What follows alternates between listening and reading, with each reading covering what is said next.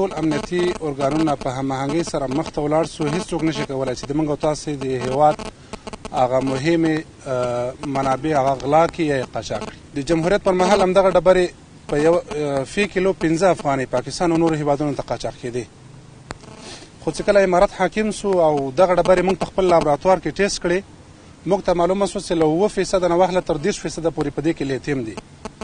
بالاخره د همدغو ډبرو په وجې نه په کونړ او په نورستان کې حتی د بیروج استخراج هم بند سوی، ولې چې دا موږ ته یو حیاتي ارزښت لري او خاصتا د افغانستان لپاره دا یو ډیره مهم حیاتي ارزښت لري، خاصتا لیتیم، انتیموني او نور قیمتي منرالونه.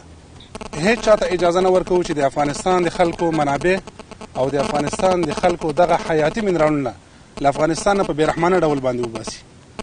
دا معدني مواد د موږ او تاسې ارزښتمن معدني مواد دي، ولې متاسفانه په تیرو 20 او 40 کالو کې د اشغالونو د مختلفو اشغالونو له وجې نه د دې هغه ارزښت نه و احیا شوی.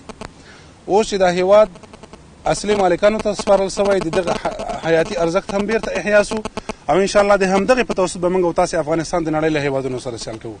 واقعا دا لویه لاسته راوړنه ده. ډاکټر صاحب او نورو ټولو استخباراتي مشرانو رهبرانو ته د دې مبارکي وایو او ورڅخه مننه هم کوو د وزارت معدن په نمایندګۍ باندې. وزیر صاحب څو ورځې مخکې په ځینو تلویزیونونو کې د یوې لاسته راوړنې وعده هم کړې وه، هغه وعده همدغه وه چې نن موږ او تاسې په خپلو سترګو باندې وینو.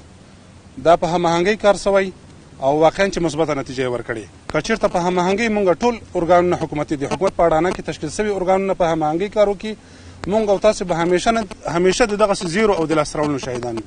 ډېره مننه.